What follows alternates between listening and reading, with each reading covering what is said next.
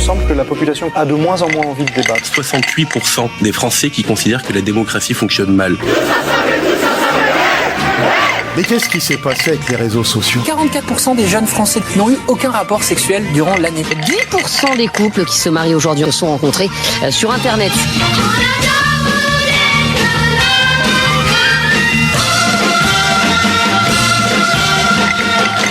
On est mercredi, il est 19h et vous écoutez Avant le troisième verre. On est ravis de vous retrouver ce soir. Salut Momo. Hello. Salut Manu. Salut à tous. Et on est toujours accompagné par Franck à la régie. Salut tout le monde.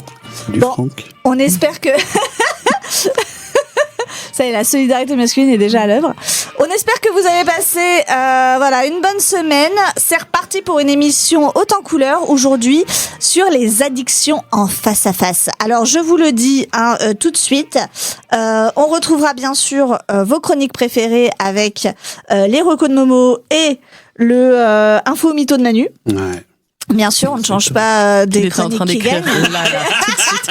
Je l'ai vu sur son téléphone. Mais putain. Merci de me voir aux Allemands. J'ai aucune vue sur son téléphone, mais j'en étais sûre. Non, mais l'attitude, tout est là. Ouais. Donc bien sûr. En vrai, j'en ai déjà fait deux, mais il me manquait une troisième. Vous aurez aussi des choix, des pauses musicales avec les choix de nos chroniqueurs, bien évidemment. D'ailleurs, je me désolidarise complètement de ce qui a été choisi pour cette émission. Ah, mais Momo aussi Ah ouais, non, mais là, elle les est deux, très là. bien. Ah, oui, voilà. C'est parce que c'est coréen, donc ça change. Bref, et donc nous allons parler aujourd'hui, chers auditeurs, des addictions. Et donc, autant vous le dire tout de suite, la thématique, ce sera, sommes-nous capables sincèrement de se dire si on a des addictions à nos âges, et si oui, quelles sont-elles ? Et bien évidemment, je précise que cette émission sera largement sponsorisée par le Laboratoire français des drogues et des tendances addictives, sur qui j'ai tout pompé. Tout pompé les chiffres, tout pompé les trucs. Je n'étais pas au courant, mais très bien, j'ai un peu ça... un litige avec eux, donc c'est très compliqué. Non, mais il fallait qu'on s'appuie sur des sources un peu fiables, tu vois, donc je pouvais pas faire plus trop de... Voilà, je pouvais pas partir dans les grandes largeurs comme on peut le faire des fois. Donc, c'est parti pour le premier sujet qui sera les effets, les substances dangereuses et surtout notre rapport à ces addictions, à ces produits addictifs actuels. J'avais pas le truc, excusez-moi, c'était un peu long. Donc, je vous fais un petit constat, tiré de mon site préféré maintenant, qui a presque détrôné celui de l'OMS. Vous connaissez ma passion pour le site de l'OMS, d'aller voir toutes les maladies et tout ça. Et des posters de l'OMS dans sa chambre. Maintenant, c'est le Laboratoire français des drogues et des tendances addictives, donc que j'appelle affectueusement le LFDTA. C'est une drogue, ça, non ? Ouais, exactement, on dirait le nom d'une drogue récréative. J'ai une passion pour les définitions et les acronymes. Ouais. Donc voilà, le LFDTA nous dit quand même que depuis les années 60, oyez, grande nouvelle quand même, les quantités d'alcool, alors là je vais parler un peu de l'alcool, mis en vente en France ont fortement diminué. Elles représentaient 26 litres d'alcool par habitant âgé de 15 ans et plus en 1961, et 40 ans plus tard, ce montant était divisé par 2, donc plus 26 mais 13, qui est plutôt pas mal. Voilà. J'ai envie de vous dire, normal aussi, on ne boit plus à l'école. Donc les gens sont peut-être aussi moins sujets à la picole dans leur vie. Voilà. 26 litres, c'était énorme. 26 litres, voilà, par personne de plus de 15 ans. Voilà, c'est assez extravagant. Alors bon, calmez-vous, parce qu'on reste quand même le pays où on consomme le plus d'alcool dans le monde. Tout va bien. Ou le deuxième, je sais plus. Enfin bon, voilà. Donc c'est pas si ouf que ça, les gars. On boit moins, mais on boit toujours quand même beaucoup, trop. Voilà. Donc sujet 1, voilà, ce sera notre rapport à l'alcool. Et du coup, maintenant qu'on sait ça, mais que ça reste quand même déjà beaucoup, moi j'ai une petite question pour vous. Quel est, votre rapport à l'alcool, chers amis ? Oui. Merci pour les glaces. Avec une émission qui s'appelle Avant le troisième. Je pense être la personne la plus sobre de cette émission maintenant. Mais c'est peut-être vrai. La République tchèque est le pays qui boit le plus d'alcool au monde. Ah ouais, pourquoi ? Je ne savais pas il y a 2 secondes, mais je vérifie en même temps. Pourquoi les Tchèques ? Je ne sais pas. Okay. C'est ce que me dit que me dit mon assistant Ouais, IA. ils ont un lourd passé. pété. Ouais, je sais pas. Mais en tout cas, moi personnellement, j'ai jamais été trop un gros buveur d'alcool, on va pas se le cacher. Une pinte de temps en temps, un cocktail par-ci par-là, etc. Et puis, pour certaines raisons, effectivement, d'ordre familial, médical plutôt, je ne bois plus trop d'alcool maintenant, parce que ça me fait mal au dos. Voilà, pour résumer. Donc je me limite. Mais oui, une bière de temps en temps. Mais surtout, je pense que quand tu grandis aussi, ça c'est autre chose. Je pense que tu bois moins, mais tu bois mieux. Ouais. Si on peut dire ça. Alors, attention, évidemment, tout est relatif. Enfin, faut pas inciter à ça, mais en tout cas, effectivement, je pense que tu vas plus vers des produits plus qualitatifs, où t'es plus dans la dégustation que dans la saoulerie.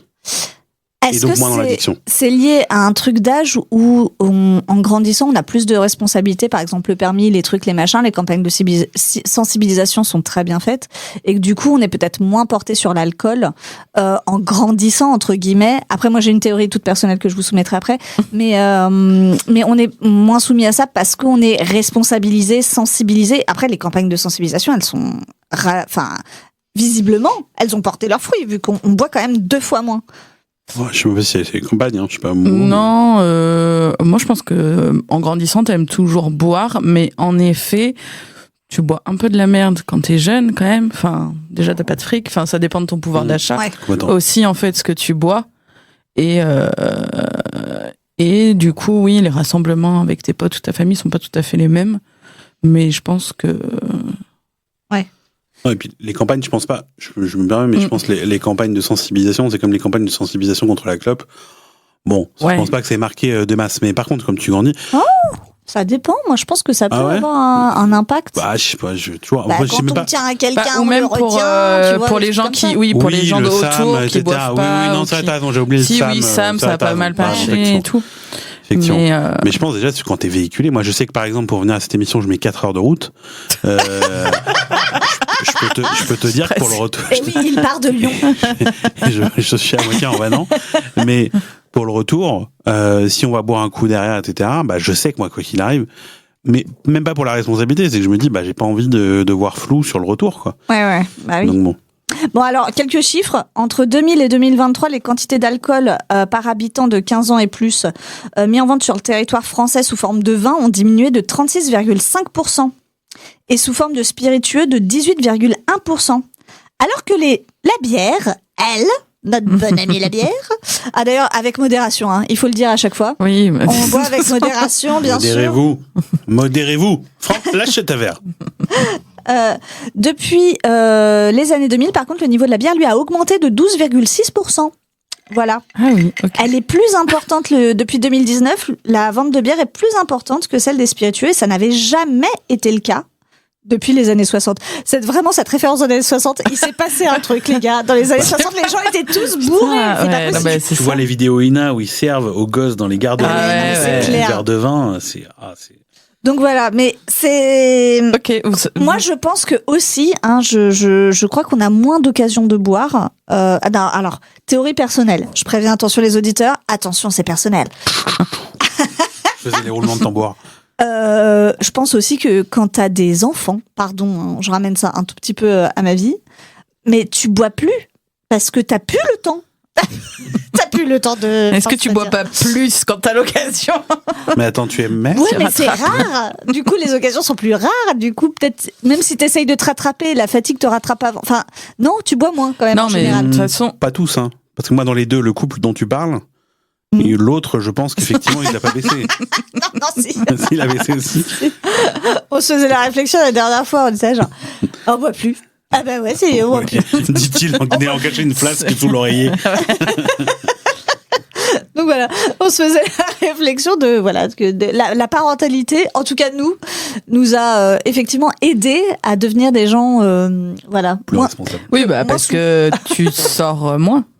Bah même on pourrait recevoir ou s'accorder. Enfin, ouais, mais enfin en fait, on garde une vie sociale quand même, mais c'est pas les mêmes horaires, c'est pas les mêmes trucs, et donc du coup c'est pas forcément voilà.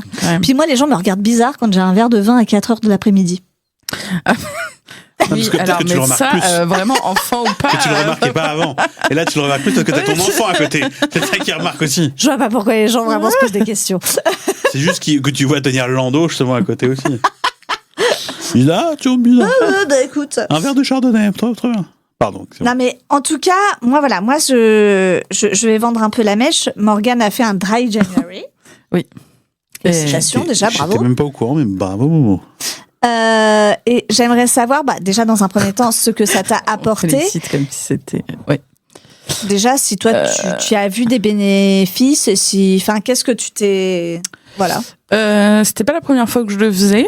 Je l'avais fait il y a 2 ans, je crois. Bon, déjà, ça m'a permis de me rendre compte que ça va, j'étais pas alcoolique parce que j'avais pas une addiction, parce que c'était pas si difficile que ça de m'en passer. Après, j'ai eu un petit mois de janvier tranquille, non plus. Enfin, tu vois, ça, c'est que pas d'occasion, forcément quelques sorties avec des potes, mais voilà. Le plus dur a été un pot de départ le 29 janvier. Tout le monde m'a dit, mais c'est bon, tu peux lâcher. J'étais là, hors de question. Bah ouais. J'ai dit que Dans le money time, faut pas lâcher.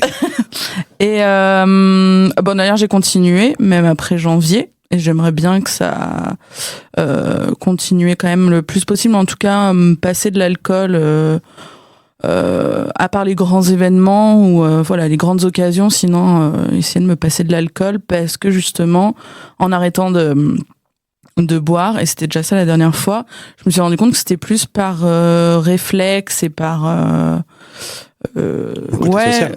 Ouais, c'est ça, il y a le côté social, et même quand j'étais avec des gens qui buvaient pas, mais tu vois, on se voyait juste à 2 ou 3 pour papoter, ça, tu te vois dans un bar pour papoter, le réflexe, je prends une bière. Mais en fait, j'ai pas besoin de la bière pour passer un bon moment avec mes potes à discuter, donc pourquoi? Et donc vraiment, c'était qu'une question de contexte, donc pas très difficile d'arrêter. Ça te permet de te reposer des questions de comment tu consommes, pourquoi, combien. Mais moi, de toute façon, l'alcool, moi j'ai commencé à boire tard. Je pense plutôt quand je suis partie. Ouais, quand je suis partie à la fac, tu vois, je buvais pas, je faisais pas les grosses soirées au lycée ou des trucs comme ça, donc l'alcool. Ça a jamais été non plus. Je bois régulièrement, mais c'était pas non plus. Tu vois, moi, quand j'écoute ton discours, je me dis que c'est cool parce qu'effectivement, tu as pu te rendre compte que t'avais pas de problème d'addiction avec cette substance-là, déjà. Que effectivement, les gens, s'ils trouvent ça trop dur, il faut peut-être qu'ils se posent des questions sur leur comportement et leur consommation. Mais je me demande justement si le dry January, ça manque pas sa cible. Parce que, alors, si je me fais un rapport à moi, je me fais l'avocat du diable, bien évidemment, et voilà. Mais moi, tu vois, le dry January, ça me parle pas du tout. Parce que j'ai déjà l'impression de tellement pas boire qu'en fait, je n'ai pas envie de le faire. Parce que déjà, je crois que j'ai bu 2 fois au mois de janvier. Oui, généralement, c'est quand même pour la sortie des fêtes. Ouais. C'est pour les gens qui, sentent bien qu'ils ont... Ouais. C'est l'occasion. De toute façon, c'est un système de sensibilisation aussi, ça fait partie. Et après, je crois qu'il y a le Sober Spring. Donc c'est du mois de mars, le printemps sobre, parce que t'as une appli Dry January où tu peux mettre chaque jour si t'as bu ou pas. Ah, mais elle est à la page et après t'as d'autres défis aussi, puis tu peux gagner des petits badges. Enfin bon, ils ont gamifié le truc, mais vraiment je pense à la base c'était quand même pour la sortie des fêtes, où qui est quand même un moment d'excès assez important. Pour que les gens se calment un peu la patate. Voilà, ils se remettent. Et puis ça fait en fait un challenge qui est facile d'accès aussi pour commencer l'année. Enfin, tu vois, ça te remet dans un truc un peu positif. Mais je me demande, tu vois, si les jeunes, par exemple, qui eux consomment peut-être un peu plus ou peuvent avoir la tentation de consommer, de faire la fête, de faire des trucs pour la première fois, parce que c'est vers 15-16 ans, effectivement, où tu fais wouh. Est-ce que vraiment, tu vois, ça leur parle, le dry January? Je suis pas sûre, tu vois. Je me demande si des fois, ça manque pas sa cible. Bon, alors déjà, les jeunes, on en reparlera, je pense, mais ils consomment moins qu'avant. Ouais. Et après, les bars jouent le jeu aussi, tu vois, parce que t'as les menus. Ouais, moi j'ai vu. T'as le menu spécial Dry January. Enfin. Ah ouais. Putain, ouais. Et en fait, parce que là, je suis allée dans un pub. Et je dis dans un pub, c'est un peu compliqué de se dire je prends pas de bière et tout, mais du coup, bah, t'avais les options sans alcool, mise en avant, etc. Donc avec modération toujours. Voilà. Donc c'est quand même. Tu dis avec modération sur le sans alcool. Ah pardon, avec l'alcool avec modération. Mais voilà, après c'est un challenge comme un autre. Hein. Les gens ils prennent pas. C'est pas. Et je pense que le Dry January, c'est justement quelque chose qui est peut-être un peu plus, qui est un phénomène social, mais qu'on retrouve plus dans les entreprises, plus qu'en fac, etc., au collège. Ouais, peut-être dans la vie active. Exactement. Ouais. Et moi, j'avais une pote à l'époque quand j'avais 17 ans qui me disait. Elle comprenait, moi je buvais déjà pas beaucoup, et elle me disait, je comprends pas pourquoi tu bois pas, moi ça m'aide justement à me libérer socialement, c'est quelque chose d'important, etc. Et je pense qu'il y a aussi une question de la santé mentale aussi. Ouais, on revient sur les addictions, cette question-là. Qui est cachée derrière. Et se dire qu'en fait ça permet des fois de se... Alors, je pense pas que ce soit la bonne solution, c'est pour ça, toujours la question de la modération, mais que justement ça permet à certains temps de se lâcher, et je pense que c'est pas la bonne solution, mais malheureusement c'est quelque chose de très ancré. Ok. Alors, je finis avec, Franck, juste une petite information de nos amis de la LFDTA qui nous disent, qu'on embrasse, bien sûr, nous qu'on embrasse bien sûr, et que voilà, qui nous disent que voilà, qu'on est on boit moins, mais on est quand même le deuxième pays où on boit le plus, parce que en fait nos records de boissons depuis toujours les années 60 étaient tellement extrêmes que même si on a divisé par 2, on est resté dans le top 3 quoi. Voilà les gars. Donc il y a encore un petit peu de chemin à faire. On se laisse avec une pause musicale. Radio M, l'essentiel de la musique.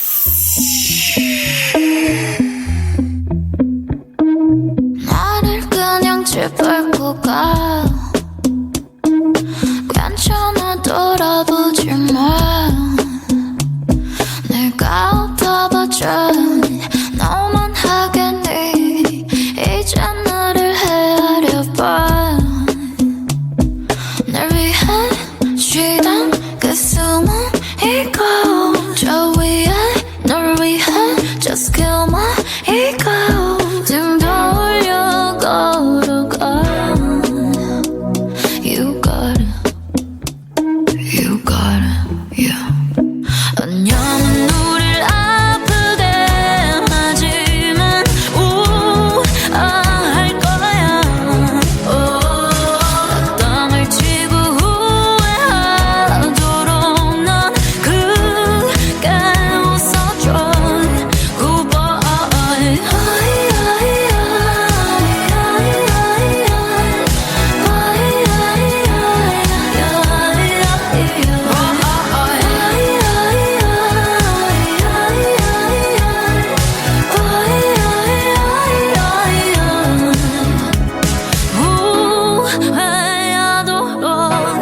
Goodbye 날 생각한 오늘이야 비로소 느껴지잖아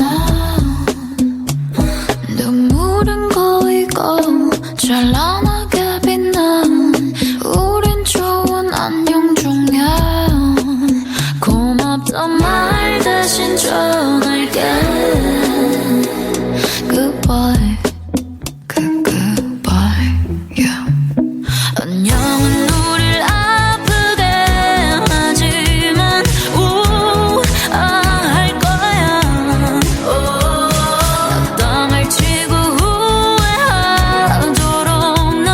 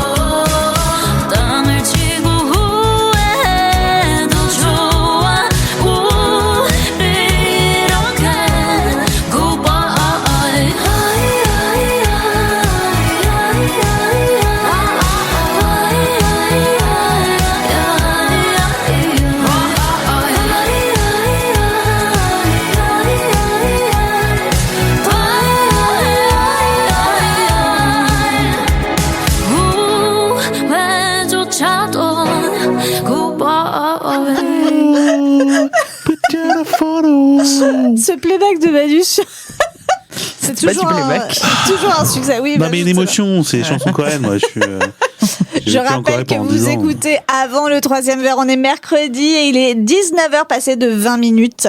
On se retrouve du coup après cette pause musicale avec les recos de Momo. C'est parti. Oh. Ouais.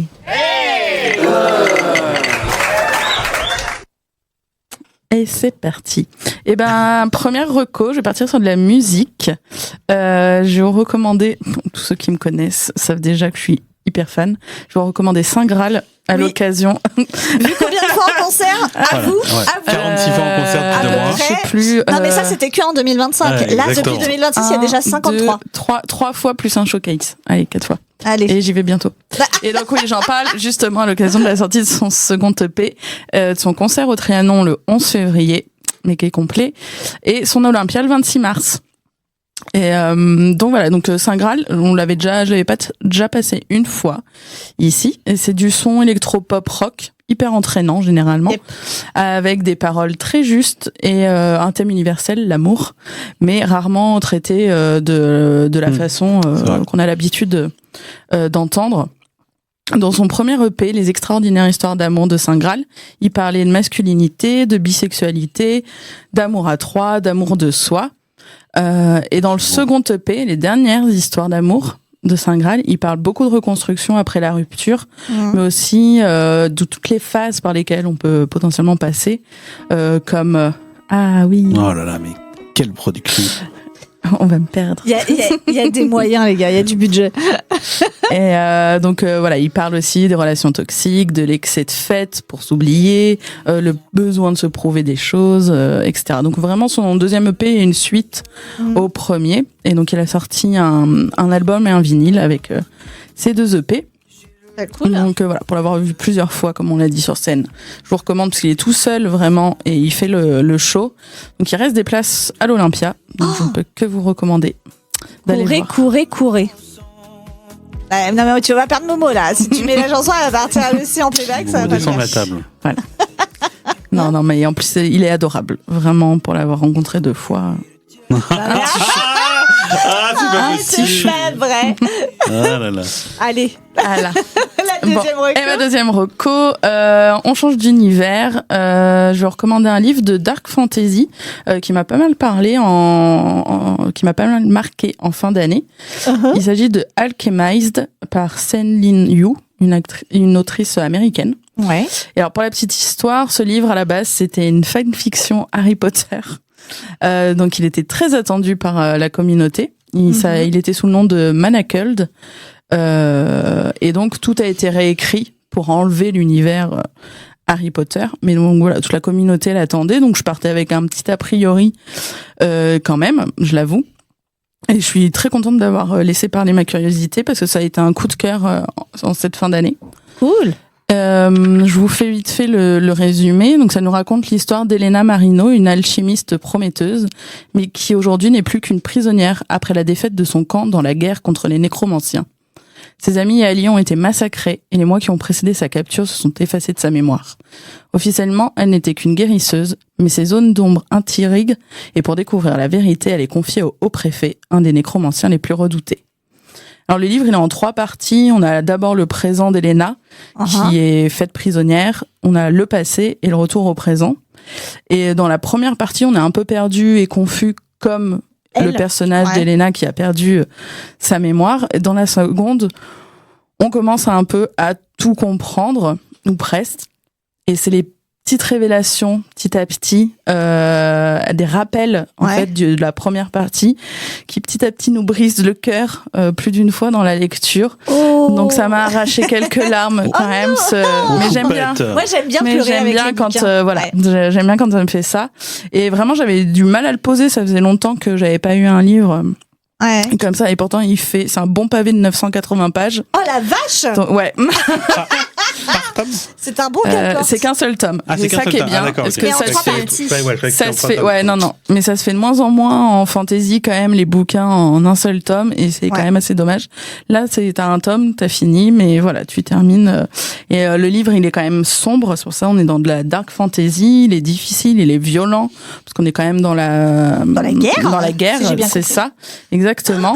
Mais c'est justement cette ambiance oppressante qui en fait te tient en haleine. Ouais. Il y a de la romance aussi, un peu, c'est une romance complexe et qui est pas le centre de l'histoire, mais ça rajoute toujours son charme. Oui, un On peu de aime- piment. voilà.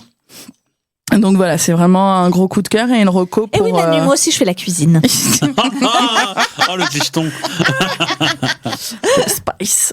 Voilà, donc un gros coup de cœur et une reco si vous êtes fan de fantasy. Eh ben super. Eh ben merci Momo pour cette petite reco. De rien. Franchement, topissime. On va tout de suite replonger nos auditeurs dans notre débat, dans notre, j'allais dire, blabla sur les addictions et sur les comportements addictifs et de savoir un peu où on en est. On dresse un petit panorama, voilà, de nos habitudes et de ce qu'on fait actuellement. Et on va passer donc à notre sujet 2, c'est notre rapport au tabac et aux autres drogues. Oui, j'ai tout mélangé, il faudra aller vite. Donc concernant le tabac, on a une énorme aussi, on a eu beaucoup de campagnes de sensibilisation.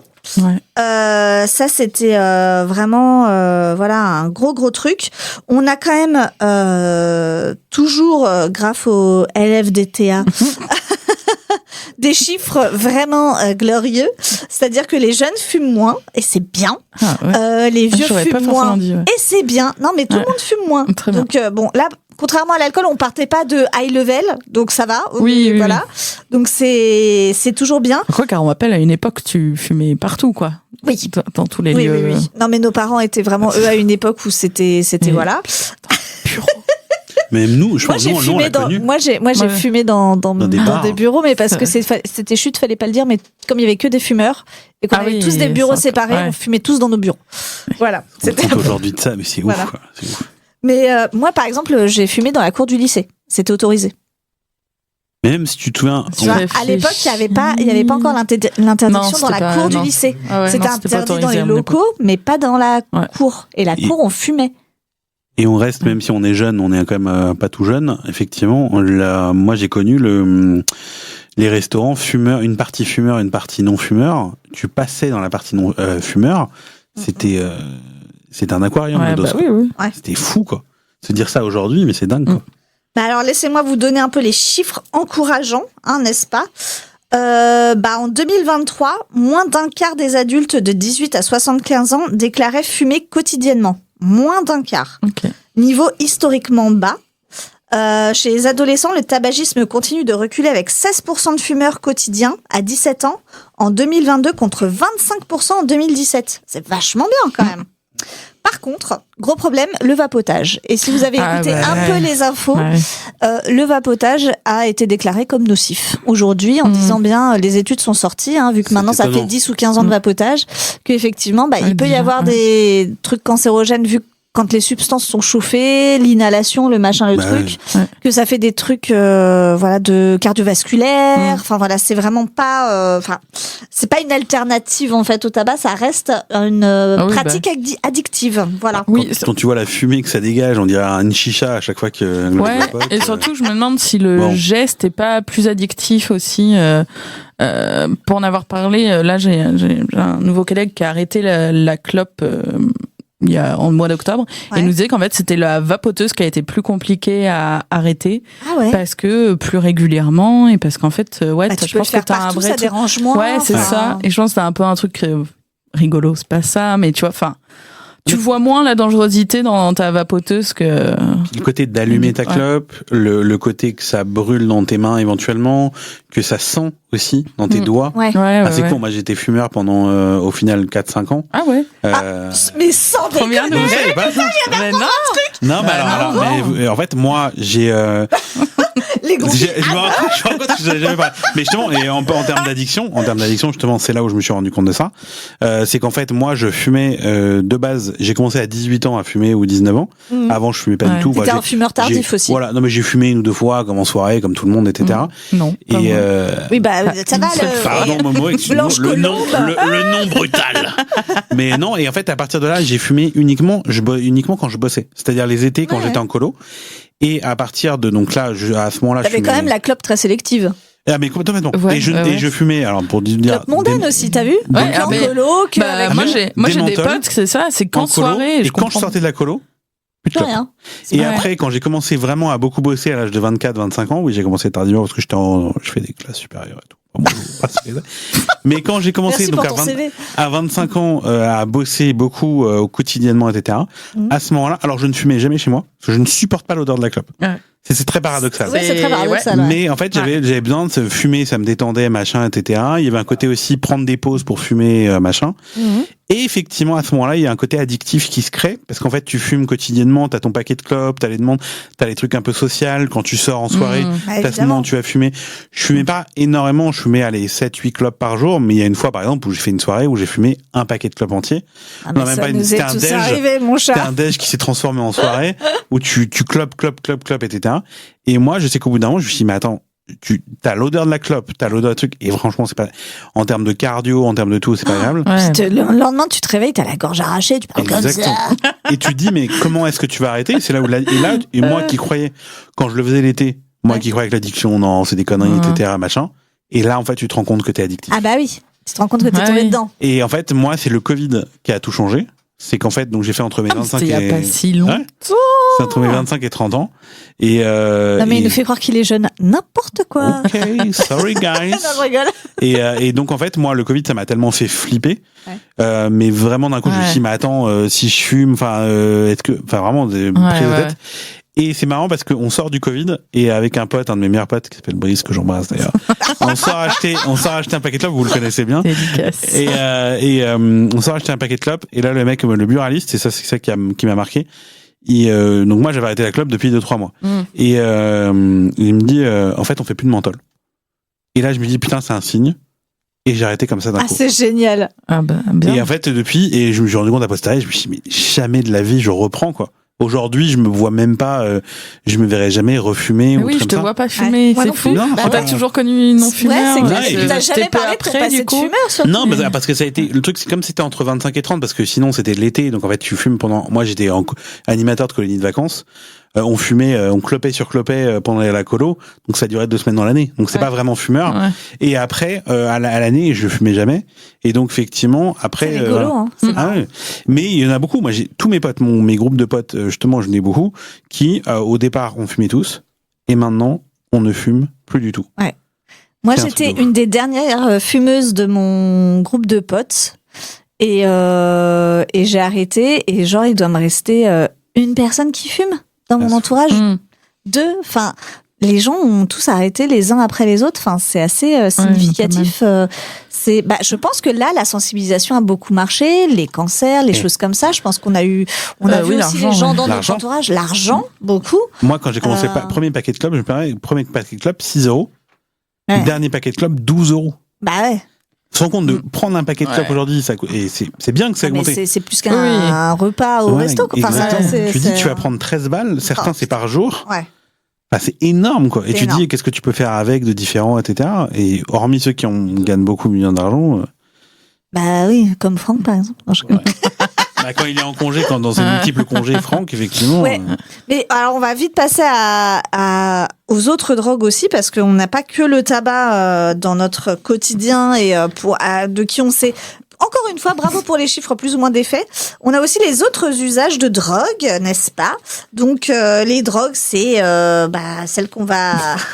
Ça nous touche. Celle dont on va parler, c'est...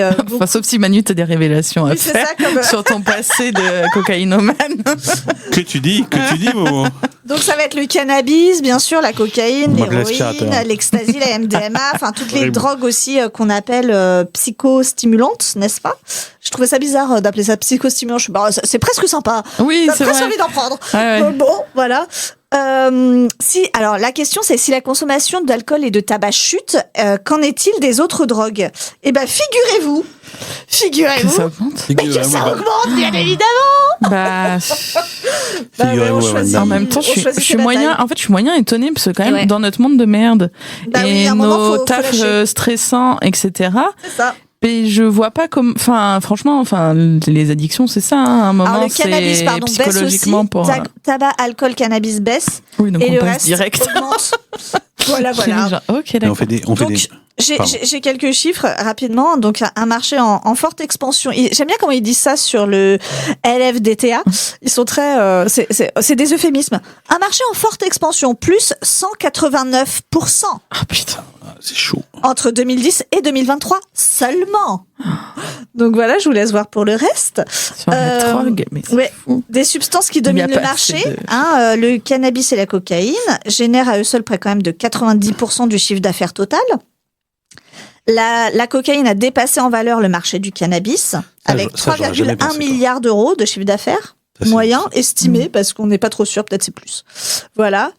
Et le marché des autres psychostimulants en forte croissance depuis 2010. Donc, ecstasy, MDMA, encore un euphémisme, a progressé de 637%. Et celui des amphétamines, 470%. En combien de temps? Oh, là, depuis 2010. Mais qu'est-ce Ah, qui se j'aurais- Donc passe voilà, donc la progression, C'est ouf. ça ne reflète Bah, pas que la hausse des volumes consommés, mais aussi une reconfiguration de l'offre marquée par la place croissante des drogues les plus lucratives comme la cocaïne. Voilà. Ah mais surtout, je pense en termes de, c'est con. Alors, ce que je veux dire, c'est pas une, mais peut-être ça peut expliquer ça, c'est qu'à partir du moment, on a tous des addictions, justement, et qu'à partir du moment peut-être où tu baisses sur une addiction, par exemple, qui peut être l'alcool, qui peut être machin, est-ce que justement, ça n'a pas un effet aussi de vase communicant, quoi? Mais évidemment, des fois, tu cherches d'autres palliatifs. Donc, le truc, c'est que c'est pas forcément, et on le verra dans la troisième partie de l'émission, tu remplaces pas forcément l'alcool et le tabac par de la drogue. Tu vas remplacer par d'autres trucs. Tu vas remplacer par d'autres addictions assez étonnantes, mais qui sont, entre guillemets, des comportements quand même addictifs et qui posent problème. Et on va le définir L'amour. ensemble. On passe par l'amour, Pardon, je vous ça, embrasse Albert. tous. Ah, Pardon, excusez-moi. Non, mais je sais qu'il y a la pause musicale, c'est pour ça que je me suis dit, voilà, je vais terminer. Et d'ailleurs, Manu, on va écouter ton titre. Je te laisse l'annoncer. Et oui, c'est Poupée parfaite de Web. Voilà, tout de suite sur Radio MC. Radio MC. L'essentiel de la musique. Est-ce qu'on est des perdants à qui on a creusé les yeux? Si j'ai foiré, qu'on me pardonne. Qu'est-ce que j'ai besoin de leur prouver? Je ne veux pas devenir une poupée parfaite. Je ne veux pas devenir leur pantopité. Dis-moi, j'ai tellement peur. Est-ce que c'est trop tard?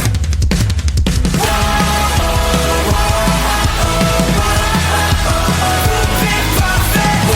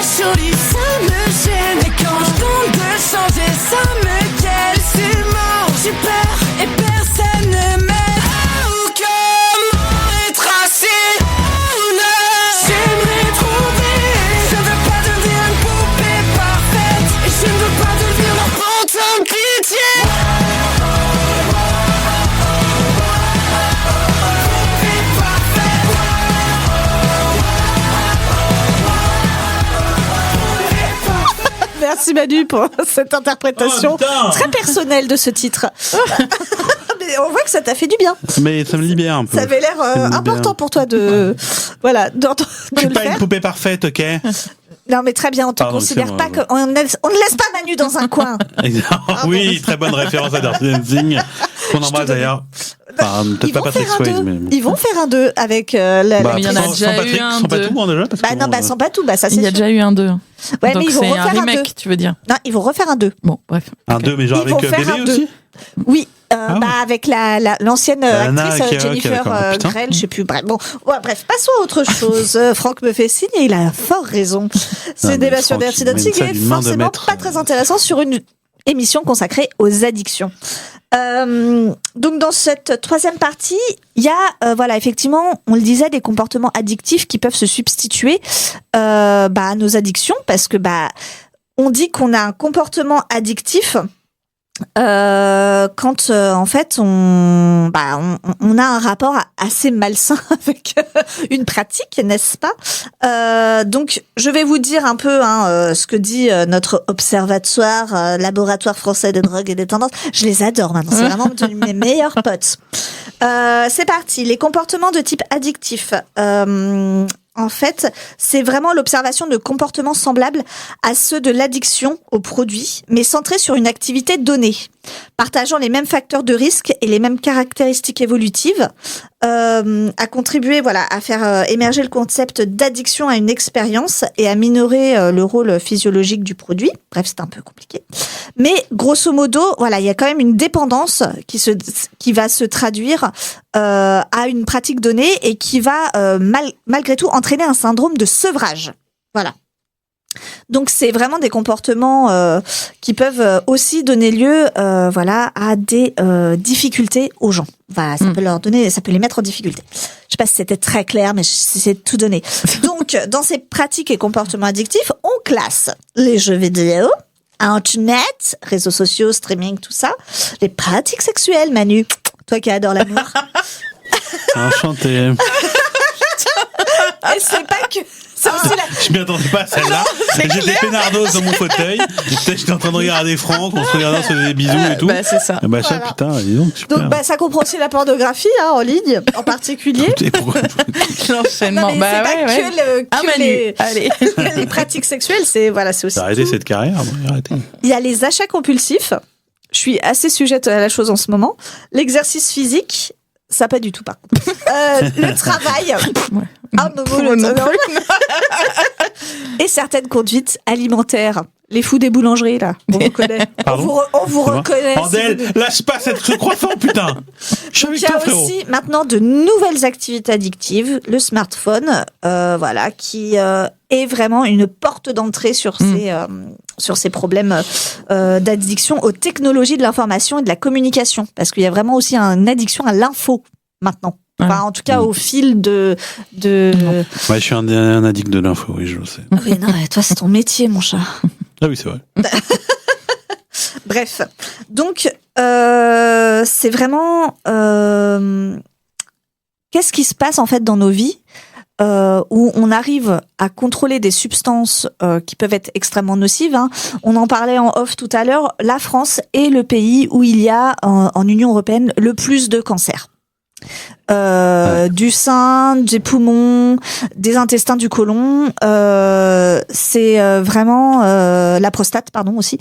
C'est vraiment le pays où il y a le plus de cancers en Union européenne. Donc ça vient très clairement effectivement de nos comportements, qu'ils soient du tabac, de l'alcool, qu'ils soient, vu qu'on est encore le deuxième pays, on a encore du progrès à faire là-dessus. Mais du coup, si on arrête, les substances dangereuses, visiblement, on tombe dans d'autres addictions. Et du coup, bon. C'est dit que la santé mentale des Français va bien. Qu'est-ce qu'on en pense de tout ça? Pas que, oui. Non, mais on a besoin des addictions, indirectement. Évidemment, enfin, ce que je veux dire, c'est que ça nous fait aussi du bien, justement, de céder à ces choses-là. Bon, si on est dans une société du contrôle, je dis ça, c'est terrible, mais voilà, de craquer de temps en temps sur des choses, etc., ça nous fait Oui, mais bien. si c'est de temps en temps, c'est pas de l'addiction. Le problème de l'addiction, c'est la fréquence. C'est ça. Et que t'as plus de limites. Ouais, mais ça tu ne nous sais permet pas t'en de mettre. nous évader Parce que indirectement. jouer aux jeux c'est pas- vidéo de temps en temps, enfin, ou en sachant t'arrêter, c'est pas une addiction. Par contre, jouer jusqu'à en perdre le sommeil, T'arrives pas à là, réduire, c'est pas, c'est tous les jours, ça a des conséquences négatives l'addiction, sur ton ça bien-être. va voilà. loin quand même. Sur Mais tes finances, sur tes je pense machins. que c'est quand même synonyme d'une santé mentale des Français qui est, là on n'a pas les chiffres, mais qui est de pire en pire. Entre le stress, les actus. Oui, ça risque pas en plus de le réchauffement s'améliorer vu ce qui se passe en ce climatique. moment. Ma meuf, moi, elle est accro à la belote. Pas une vanne, à la belote en ligne. Mais non. Tous les matins, elle joue à la belote quand elle se réveille. C'est pas une vanne. Elle va me détester. Non mais je elle la adore comprends ça. tellement. Moi, Elle je suis adore accro à un jeu en ligne aussi débile là où il faut faut encastrer des trucs pour faire des bidules avec un espèce de Tetris amélioré. Ça me détend en fait. Candy Crush. Enfin non, c'est pas ça. Mais j'en ai besoin parce que en J'ai fait. une collègue qui est accro à Candy Crush. Mais ça, depuis non des mais moi années. ça me détend parce que quand Mais je vois elle trop aussi. d'actualité, trop de trucs, le Oui, premier truc mais- que je fais c'est aussi. Et je trouve ça bien, justement, parce Oui, qu'elle mais fait sa partie de belote. Mais on Ça n'est me pas fait sur, du bien. on Elle n'est est pas sur contente. une addiction. Mais elle joue en réel aussi, elle adore ça. Mais puis tout. T'es sur une habitude, mais pas une addiction. Non, tu non, sais mais oui. que Non, mais ce que je veux dire, c'est que c'est un. Ouais, mais quand c'est une nouvelle pratique de laquelle tu ne peux plus trop te passer, ouais. tu vois, et qui te, entre guillemets, C'est dans le sens dont t'as du addiction positive. mal à te. Oui, si tu sais que tu peux pas addiction t'arrêter. positive, Ouais, Ouais. c'est dans ce sens-là. On peut appeler. Certains disent, dans ces cas-là, c'est une pratique. Et le reste, dès que c'est négatif, c'est une addiction.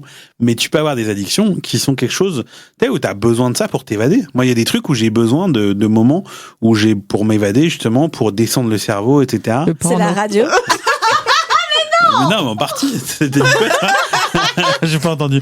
Non, mais. J'ai rebondi sur ce que Léo a dit tout à l'heure, donc j'ai dit le porno. Pas du tout. Mais je vois pas du tout ce que tu veux dire. Mais non, par exemple, moi, c'est les séries, les films, ou ce genre de choses. Effectivement, ça peut être un truc de merde des fois, mais ou aller au ciné, etc. Mais ça me permet de débrancher le cerveau. Ah bah, et des fois, oui. ça en devient, je consomme beaucoup, etc. de ce point de vue-là. Oui, mais parce Et, qu'on est ultra stressé en tout cas, Bien on est sûr, dans une période mais- extrêmement compliquée pour tout le monde. Les inégalités s'accentuent, la géopolitique est archi anxiogène et grosso modo, on sait pas si on va pas aller faire la guerre demain. Enfin, je veux dire, c'est quand même pas évident oui. de Les journées de décompresser taf effectivement, les aussi, journées de taf. sont- Ah mais quoi Enfin, tant, tout, bien quoi. sûr. Oui. Ah bah quoi tant. Moi, Franck, il m'appelle tous les jours pour la radio, c'est insupportable. Ouais, non, mais nous, en plus, Permanence, on épluche les dossiers Epstein depuis qu'ils sont sortis. On n'en peut épluche plus. les dossiers Epstein. Mais t'as fini, oui. Elle est sur le coup, elle est C'est la sur le reporter coup. de guerre. C'est la reporter de guerre. Non, mais on Je épluche suis comme un ça. reporter de guerre de Radio Voilà, X, ok exactement. Je tape Léo dessus sur le truc que je vois pas dans les dossiers Epstein, je comprends pas. C'est Bah, pas possible. écoute, oui, parce que voilà. moi, J'ai je fais tapé pas partie de Franck, ces j'ai gens-là. vu 650 occurrences. J'ai fait, c'est quoi ce bordel? Bon, c'est pas le même Franck, mais quand même. C'est quand même bizarre. Non, mais enfin voilà, on a du mal à. La vie est compliquée, la vie est dure. Enfin, tous les indicateurs sont quand même en train de dire que on vit moins bien, on vit plus stressé, on vit plus truc que nos parents. Oui, bah oui. La Mais santé quand même, mentale. La santé Ouais, c'est mentale, ça. ça ne va pas. Mentale. Ouais, Donc c'est- tous les c'est curseurs sont mis au max. Je sais pas si t'avais les chiffres C'est là-dessus, ça. mais on est le pays qui consomme le plus. de Médoc, ouais. Exactement. Mais depuis toujours. Non, voilà. Et le truc, c'est Ça que aussi, triste record. les antidépresseurs, moi, j'ai jamais pris de ma vie, mais je sais que je connais des gens qui en ont pris. C'est une addiction. Ça peut devenir aussi une addiction. Et ça, c'est terrifiant parce qu'effectivement, oui. Très bien, oui. Non mais ça va stopper. Il a déconcentré. Ouais, c'est clair. Il a montré un faux mytho en ardoise pour nos auditeurs qui nous écoutent. Non, mais c'est effectivement tout est lié effectivement à la santé mentale et tout est lié effectivement à un contexte. À un contexte, moi je suis assez contre ces, et je l'ai déjà dit, hein, ces espèces d'injonctions qui disent non mais si tu vas aller bien, tu iras bien, enfin des trucs Ah comme ça, ouais, c'est non, du ça- bullshit. La santé mentale des uns et des autres dépend aussi d'un contexte général et global. Complètement. Voilà, c'est pour ça qu'il faut se faire aider, les amis. Et comme on l'a dit, il y a plein de choses quand même qui existent. C'est-à-dire que notre gouvernement, il fait plein de numéros. Au moins, on va les donner, hein, parce que voilà. Ça peut aider pour de vrai. Donc il y a l'alcool info service. Manu, ne rigole pas. Je sais que tu vas appeler. Non, parce qu'on a l'impression de se faire engueuler. Oui, exactement. Bah alors, excusez-moi, c'était pas le cas. Mais non. Non, mais c'était pas le cas. Mais c'est important de dire aux gens, voilà, que, en tout cas, il y a des choses qui existent. Et que je tiens à préciser que on rigole, voilà, avec le laboratoire français des drogues et des tendances addictives depuis le début, mais c'est un site extrêmement bien fait, sur lequel vous pouvez trouver énormément d'informations et de données, et vraiment qui est hyper à jour. Donc là, j'ai parlé vraiment d'un tout petit peu des choses parce qu'il fallait faire des choix, mais il y a énormément d'autres choses qui existent comme addiction et comme comme problèmes comportementaux qu'on peut avoir et dont on ne soupçonne pas en fait l'existence. Donc vraiment, allez y faire un tour, c'est très bien. Et vous trouverez également aussi les numéros, c'est-à-dire 3615 ULA. Non mais il y a aussi des sites internet, bien sûr, si vous voulez aller sur internet, c'est facile, c'est Alcool Info Service. Si vous voulez appeler, c'est le 0 980 980 930. Voilà. Tabac Info Service, bien évidemment, le site, ou le 3989, le Drogue Info Service. 0800 23 13 13 et le joueur Info Service, important aussi. Je vais peut-être les appeler moi aussi bientôt pour mon problème de Tetris amélioré. Le 09 74 75 13 13. Il y a aussi le Manu Info Service aussi, peut-être. Le Manu Info, si vous avez des problèmes d'amour, tu sais, c'est résout vos problèmes d'amour à distance. Enchanté, bonjour, 3615 ULA. Moi, j'écoute toutes les chroniques Info Mytho. Oui. Il m'en faut d'autres. Voilà, c'est ça. Donne-nous des chiffres. Et vous croyez pas si bien dire, parce que je croise des auditeurs régulièrement qui me disent effectivement, ils me disent beaucoup de choses. Non mais voilà. Donc sans transition quand même, l'info ou mytho de Manu.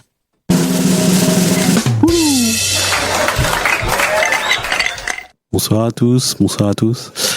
Non, alors l'info mytho revient. On dirait qu'il fait du stand-up. L'autre jour, j'étais dans la rue et j'ai vu des types qui m'ont demandé les infos mytho. Non, mais c'est vrai, j'embrasse d'ailleurs Laure du 92 et Brice du 26, voilà, qui m'ont dit effectivement que Info Mytho c'était vraiment génial.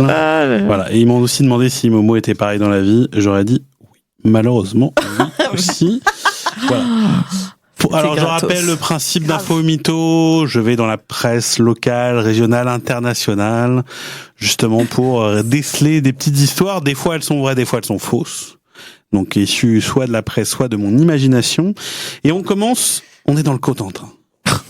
On est dans une boulangerie. Tu sais que j'adore le Cotentin. Une boulangerie dans le Cotentin. C'est ça. J'ai dû aller sur Google Maps pour me rappeler où était le Cotentin, justement. Que c'était compliqué. Ah non, c'est pas le Cotentin que j'aime bien, c'est le Morbihan, pardon. C'est côté ouest, c'est toujours. Quand même, oui. Mais bon, non, c'est la Normandie, l'autre c'est le Calvados. Mais, pardon. Bref, mais en tout cas, on embrasse tous les géographes de France qui nous écoutent. Spécial dédicace. Et nous sommes dans une boulangerie dans le Cotentin. Il y a un peu de musique qui sort. Et oui, parce qu'il y a un homme dedans qui s'appelle DJ Baguette. DJ Baguette, il fait danser les boulangeries de France. Il se balade, il va s'installer ses platines dans les différentes boulangeries. Et là, en l'occurrence, c'était dans le Cotentin. C'est ce que nous rapporte le fil de l'éclair, et qui était à Pieux. Et donc, voilà, il passe entre 16h et 20h. Il se cale dans la boulangerie, il attend les clients, et puis il commence à faire jouer des musiques et pour faire danser tous ceux qui achètent des baguettes. C'est excellent. Et le but, c'est de les faire repartir avec un petit sourire. Et une petite tradition. Et pardon, c'est moi. Et donc celle-là n'était pas écrite. Mais donc voilà. Et donc ça marche du tonnerre. Et en fait, il se produit pas seulement dans le Cotentin, il se produit dans toute la France. Alors, je sais pas si c'est une info ou une mytho, mais moi j'ai envie d'y croire parce que je trouve ça tellement génial. Je trouve ça tellement bien. Ouais. Si ça n'existe pas, que quelqu'un le fasse. Moi, je dis que c'est vrai parce qu'il nous a écrit, il veut passer ses mix sur Radio Ems. DJ Baguette. En tout cas, elle essaye de capter mon regard pour savoir les rêves dans les boulangeries, c'est un vrai fait. Il y en a eu dans plein de boulanges à Paris. Des rêves ? Ouais. Mais non, mais mais en pleine journée. Trop génial. Voilà, c'est pas une rêve. Non, moi je trouve ça insupportable. Je trouve que c'est vraiment un truc d'école de commerce. Et donc c'est dans des vraies boulangeries. Et bon, les gens peuvent plus aller acheter leur pain. T'as juste une soirée de gros bobos qui vont faire leur fête. Donc bon, est-ce que DJ Baguette existe ? Peut-être, je lui dirais info parce qu'en tout cas ça existe. Mais tu l'as peut-être détourné. Et c'est une info, effectivement. Waouh, DJ Baguette existe. Bravo. Ah oui, il nous a écrit, je te dis. Deuxième histoire, très rapidement, parce qu'on a pris un peu de retard. Non, mais con lui. On était. J'ai cru, moi. Et moi, C'est vrai, mais non, c'était c'est du un mytho. Bravo. On est à Toulouse maintenant. Toulouse, on est aux urgences de Rangueil à Toulouse. Et il se trouve qu'un jeune homme de 24 ans, après une soirée un peu arrosée, s'est dit, tiens, je vais me mettre un obus dans les fesses.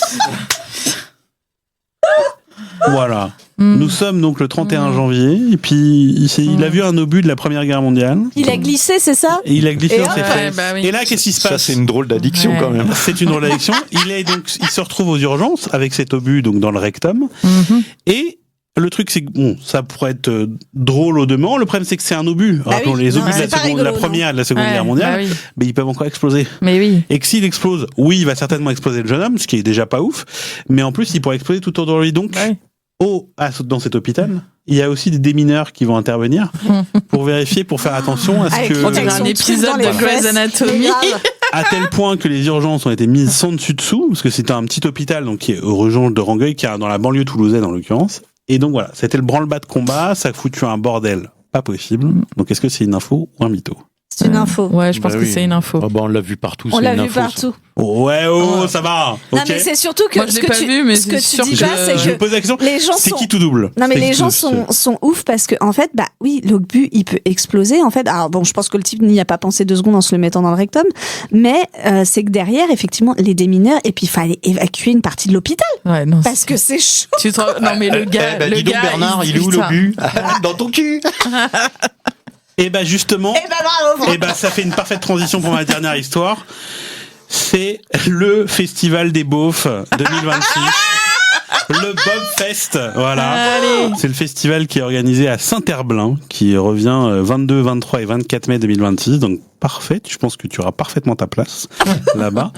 Là. Et ça avant ça s'appelait le Slip Fest. Voilà, c'est très sympa. Ce serait tellement... Parce qu'en fait, il a le nom, ils ont dû changer de nom, voilà, pour différentes raisons. Et pour cette nouvelle édition, justement, il y aura un invité un peu une sorte de guest star. De marque. Un invité de marque.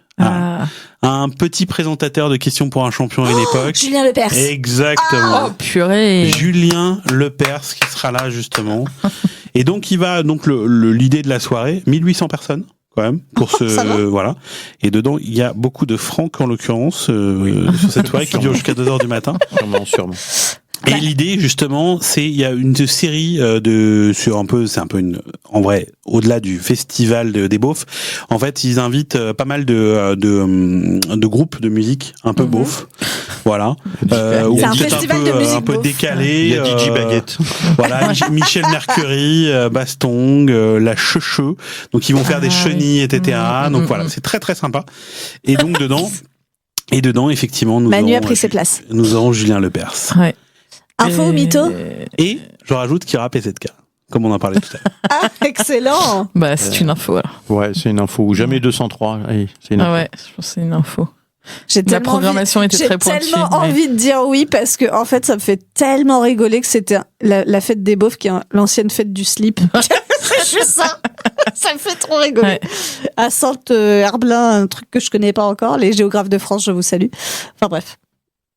Alors? Bah ouais. Ouais, c'est une info. J'ai tenté Il a 3 pas- infos. il a pas eu le temps de préparer, donc il a mis Non, je l'ai Morgane déjà fait. Tagri. Non. Alors, il a vu qu'il cherché n'aurait- que des infos. Non, je le rappelle, j'ai déjà réussi à faire une fois ou deux. C'est toi le gros mytho. Sans que vous le sachiez, justement. C'est vrai. À préparer en direct des mythos. Je sais le faire. Là, en l'occurrence, je voulais tenter pour la première fois 3 infos. un train. J'en avais deux. Avec le but Et dans le- les fesses, c'était. Mais le rectum, je me suis Mais- posé la question si vous Ouais. l'aviez. Il est passé partout. Mais tu vois, Momo l'avait pas. Ouais. Mais bon. Ouais, mais tu donnes beaucoup de détails, donc c'est vrai. Bon, Ah putain. Mais allez, tu vas peaufiner ta technique. C'est parti pour Oh, la c'est que la conclusion de 19e émission. l'émission. Ah oui, non, mais c'est déjà fini. Alors, merci de nous avoir écoutés. Donc, je vous rappelle, perdu, une ça l'a émission perdu. dédiée aux addictions, et en tout cas où on en était. Et on vous embrasse tous. N'hésitez pas à réécouter avant le 3e verre en podcast. Bye. Bonne soirée. Radio M. L'essentiel de la musique. Radio M.